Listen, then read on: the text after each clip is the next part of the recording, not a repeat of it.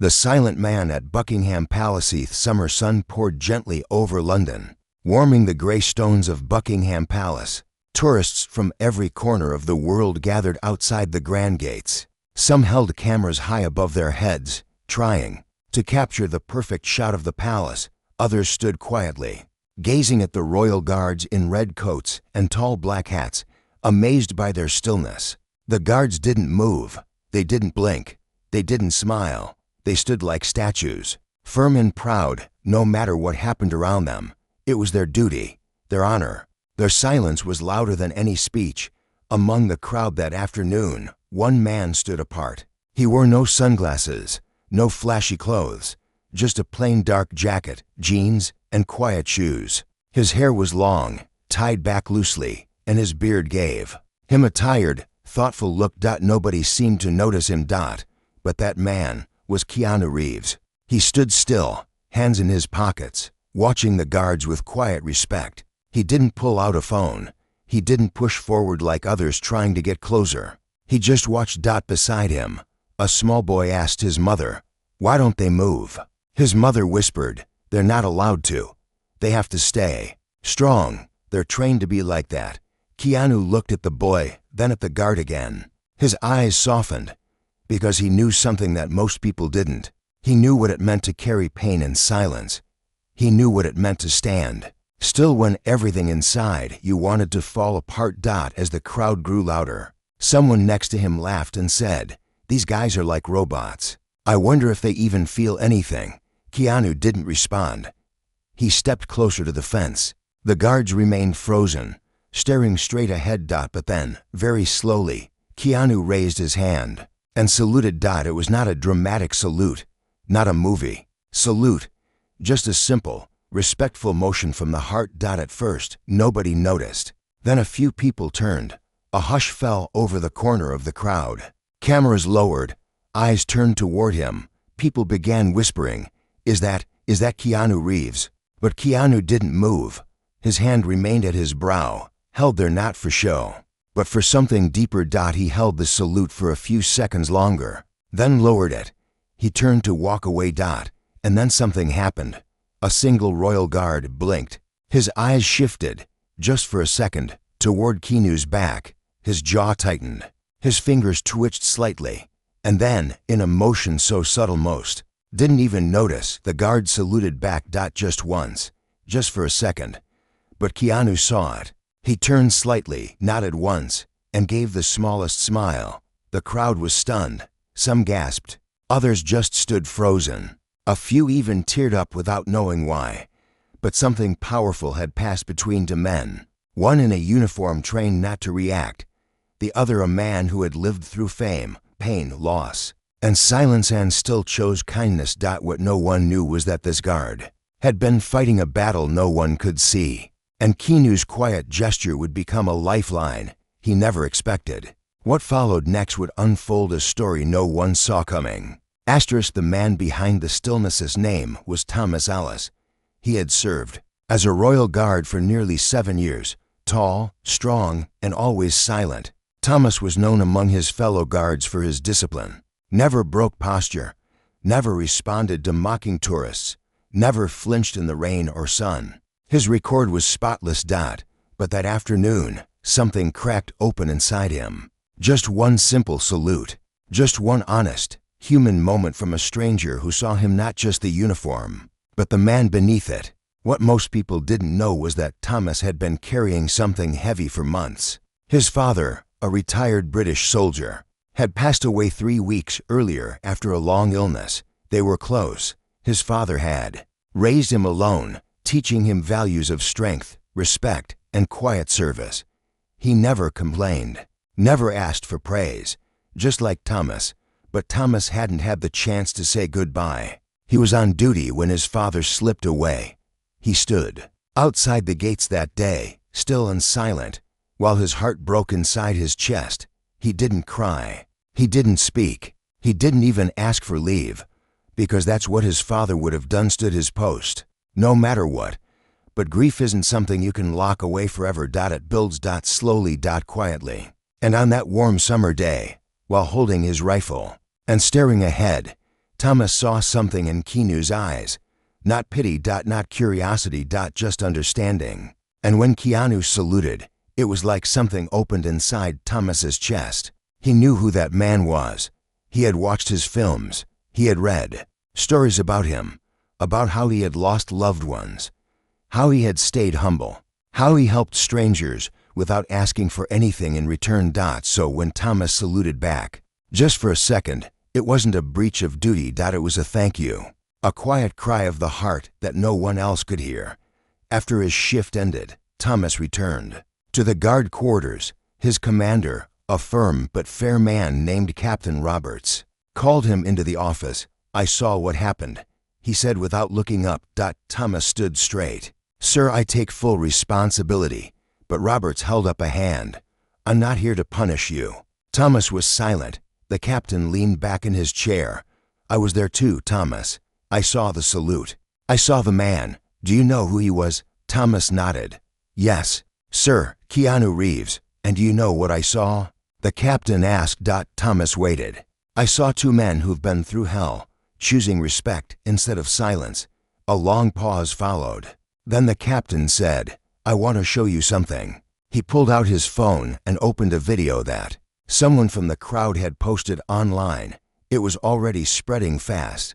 The caption read, "Keanu Reeves salutes a royal guard, and the guard salutes back. Respect meets respect." Millions of views, thousands of comments, people talking about kindness, about dignity, about unseen pain. Thomas stared at the screen, unsure what to feel. "They think you broke the rules," the captain said. "But I think you reminded the world that rules are meant to serve people, not the other way around." He stood and walked to the window. "Take 2 days leave, Thomas. Go breathe. Your father would have wanted that." Thomas didn't move for a moment. Then he saluted sharply. "Thank you, sir." That evening, Thomas sat in a quiet park with his father's old journal. He read the last line his father had written. "The world doesn't need more strong men. It needs men who stay gentle even when they're hurting." He closed the journal and looked up at the stars. And then his phone buzzed. A message from an unknown number. It simply said, "Your salute meant more than you know. Would you like to talk?" Thomas stared at it for a long time. And slowly, he typed, "Yes." What happened in that private meeting would not only change Thomas's life, but would spark a ripple effect that would reach across oceans, into hearts, and even into places where silence had ruled for too long. A meeting in the shadows 2 days later, in a quiet cafe tucked between old brick buildings near Hyde Park. Thomas sat by the window, his hands wrapped around a warm mug of tea. The place wasn't crowded, just a few people quietly reading or working on laptops. Soft jazz music floated in the background. Outside, rain tapped gently on the glass. He kept checking the door, unsure if this was even real. What do you say to someone like Keanu Reeves? But Keanu didn't walk in with an entrance. He didn't have a bodyguard or a crowd. He opened the door quietly, nodded at the server, and walked over like he was meeting an old friend. He sat across from Thomas and offered a soft smile. "Thanks for coming," he said. "I didn't think you'd actually reach out," Thomas replied, still a bit stiff. Keanu looked out the window, then back at him. "You reminded me of someone, my younger self," he said simply. They sat in silence for a moment. Then Keanu leaned forward. "I read about your father." "I'm sorry." Thomas looked down at his cup. "Thank you." You saluted back, Keanu said gently, "even when the rules told you not to." "Why?" Thomas took a deep breath. "Because that wasn't just a salute. It felt like something more." "I don't know, like you saw me." Keanu nodded slowly. "I did. I know what it's like to be seen, only as a role, and not as a person." He paused. "I've lost people too, people I loved deeply." Thomas looked up. Keanu's single quotes, eyes didn't water. They didn't break, but they were full of everything he didn't say out loud. "My fiancé passed in a car accident," Keanu said, voice low. "And before that, we lost our daughter." Thomas's lips parted slightly. "I'm so sorry." Keanu waved his hand gently. "That pain never goes away, but it does teach you how to notice others who are hurting, especially the ones who never show it." "You noticed me," Thomas whispered. Yes, Keanu said. And I think others need to be noticed too. In your role, in your silence, you hold more power than you know. Keanu reached into his coat and pulled out a folded letter. I want to show you something. Thomas unfolded it.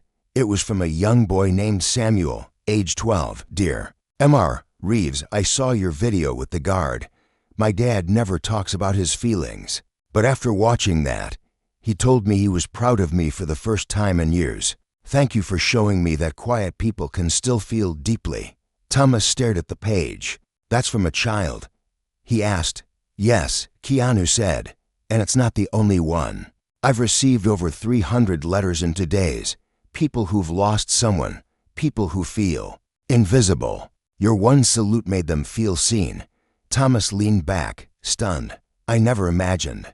It was just instinct. The best things often are, Keanu replied.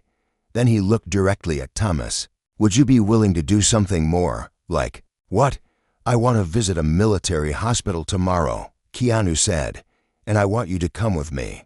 Not as a guard, not in uniform, just as Thomas, the man behind the silence. Thomas hesitated. I've never spoken publicly. I wouldn't know what to say. Keanu smiled softly. Then don't speak. Just be there. Sometimes presence is louder than words. Thomas nodded slowly. I'll come. As they stood and walked out into the soft rain, Keanu opened an umbrella, shared it with Thomas, and said one final thing. We may not be able to fix the world, but we can show people how to be human in it. That night, Thomas couldn't sleep. Not because he was anxious, but because for the first time in months, he felt something rise in his chest. Hope. And the next day, in that hospital, he would witness something no soldier or actor could ever prepare for. Because one silent room was about to be filled with life again. The room that found its voice again. Next morning, the sky over London was quiet, covered in a soft layer of clouds. The roads were still damp from the night rain, and the air smelled like wet stone and hope. Thomas stood outside St. Catherine's Veterans Hospital, dressed not in uniform, but in a plain dark sweater and simple jeans. Beside him, KeanuReeves stood silently, hands in his coat pockets, his calm presence steady like a heartbeat. No cameras followed him, no press, just the two of them and a quiet mission. Ready? Keanu asked. Thomas nodded, though he didn't feel ready. As I'll ever be. They walked inside. The hospital was calm, filled with soft echoes of footsteps and low conversations. Nurses moved gently through the halls. Some patients sat by windows, others lay quietly in their rooms. Keanu had visited before. He had quietly donated money for better equipment, never asking for his name to be mentioned. The staff welcomed him warmly, but today felt different. Today he wasn't alone. They were taken to the rehabilitation wing, where men and women, some young, some old, sat in wheelchairs or on therapy mats. Some had prosthetic limbs. Others bore scars that ran deeper than skin, but all of them carried stories in their eyes, silent stories. As Thomas stepped into the room, a few heads turned. No one spoke. He felt nervous. But Keanu stepped forward and greeted each patient gently by name. If he knew it, he didn't ask about their injuries. He didn't try to inspire them with speeches. He simply listened. And then, slowly, one of the men, a former Marine named Jake, looked up at Thomas and said, "You're the guard from the video, aren't you?" Thomas nodded slowly. Jake smiled. That salute hit different, made me feel proud again, like someone remembered us. Thomas swallowed. I didn't mean for it to go viral. That's why it mattered, Jake replied. The nurse rolled out a small stool, and Thomas sat down. The veterans formed a loose circle around him, watching, waiting. He didn't know what to say. So he told the truth. My name is Thomas Ellis. He began softly. I've served for 7 years. I was raised by a father who was a soldier, and I lost him recently. I never got to say goodbye. I kept working. I kept standing. But inside, I was falling. Silence. He continued. That salute to Mr. Reeves, it wasn't about breaking rules. It was the only way I could stay human in that moment, because I saw him, and somehow I felt he saw me too. One of the older veterans, a man named Leonard, who had lost both legs in a blast decades ago, wiped his eyes. "You reminded us we still matter," he said. "Not just in war, but in stillness too." Keanu stepped forward and placed a gentle hand on Thomas's shoulder. "This man stood still every day," he said softly. "But today, he chose to step forward. And in doing so, he gave others the courage to stand too." The room stayed quiet for a long time. And then Jake clapped. Then Leonard. And soon the whole room filled with quiet claps, not thunderous, not loud, but full of warmth. Not applause for a celebrity or a soldier, but for a man who had let his heart speak. A nurse approached with a notepad and handed it to Thomas. "Would you consider writing something for the Veterans Newsletter?" she asked. "A message from one of our own." Thomas blinked. "Me?" "Yes," she said. "You." "They listen to you now." That night, back at home, Thomas sat in silence with the notepad in front of him. And for the first time since his father's death, he wrote without fear. "Dear brothers and sisters, sometimes we carry pain in silence because the world teaches us that strength means hiding it. But real strength isn't about staying silent. It's about knowing when to speak, and sometimes the softest words come from a simple gesture, like a salute, with respect." Thomas Ellis. He folded the note and sealed it. He looked out the window, at the stars above London. His heart felt lighter, his shoulders softer. And somewhere in the city, Keanu Reeves sat by his hotel window, reading a letter that had been slipped under his door. "Thank you for helping me find my voice again." Thomas, the story wasn't over. Not yet. Because one man's silent pain was about to become the beginning of a movement led by those who had once been invisible.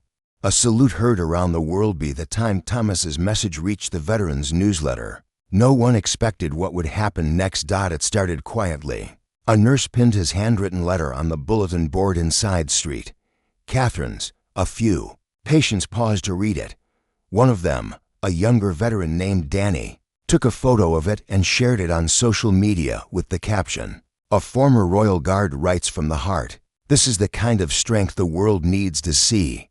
Within hours, the post had over 20,000 shares. By the next morning, it was trending. People from all over the world, veterans, families, students, teachers, were resharing the letter, quoting Thomas's words, and using one hashtag, #Salutaforth. Saw it too. He sat at the edge of his hotel bed, staring at the screen. The letter, Thomas's simple message, had touched something raw in the world. Not because it was perfect, but because it was real. He smiled gently, knowing what came next wasn't his to lead. It was Thomas's. At Street Catherine's, the veterans gathered around Thomas. Even the ones who usually stayed in their rooms came out that day. They were holding their phones, reading messages from strangers young and old, saying things like, "I never knew soldiers felt that way. Your words made me call my dad and tell him I love him. I haven't spoken in group therapy for months, but your letter helped me start." A few hours later, something unexpected happened. An invitation arrived. It came from the palace. A handwritten note, sealed with royal wax. "Mr. Thomas Ellis, we have taken note of your recent message and the impact it has had. Her Majesty wishes to honor those who carry silent burdens with dignity. We invite you and a guest to a private recognition ceremony at the palace. Respectfully, the office of the royal household." Thomas stared at the note in disbelief. He handed it to Keanu. That evening, both of them sitting quietly in the hospital's garden. Keanu read it and looked up. "You've started something, Thomas. Something that belongs to the people who've never been heard before." "I didn't mean to," Thomas said softly. "That's why it matters." As the day of the ceremony arrived, Thomas stood once again in front of Buckingham Palace, but this time he wasn't wearing the red coat or black hat. He wore a dark formal suit, his medals neatly pinned to his chest. No rifle, no silence, just himself. Keanu stood beside him, dressed simply, not seeking attention. The guards at the gates saluted as they entered. Inside, the ceremony was small, quiet, respectful. No flashing lights, no loud applause, just words from one of the Queen's trusted representatives. "This honor," the speaker said, "is not for war, not for victory. It is for those who remain gentle in their grief and strong in their kindness. Mr. Ellis, your words reminded the world that silence does not mean emptiness and that a salute, even the smallest one, can echo across nations. Thomas stepped forward, received a medallion engraved with the royal crest, and bowed his head. He turned, scanning the room, and caught Keanu's eyes. They didn't speak. They didn't need to. But outside the palace, something else was happening. Veterans, families, and everyday people had gathered near the gates. They didn't come to protest. They didn't come to cheer. They came to stand silently, holding signs that read, "We see you." Silent strength is still strength. Salute forth equid. It was peaceful. It was powerful. And when Thomas stepped out onto the palace steps, something remarkable happened. One of the guards on duty, in full uniform, lifted his hand and gave a crisp salute to Thomas, and then another. And another, until every royal guard visible along the front yard stood, facing him, saluting. Thomas's eyes filled with tears.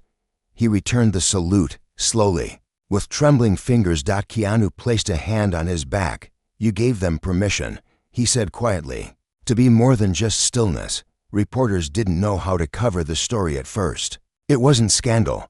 It wasn't spectacle. It was respect. And it spread. In schools, teachers used Thomas's letter as reading material. In military groups, the letter was printed and passed around like scripture. In homes, families sat together, watching clips of the salute. No one speaking, just watching.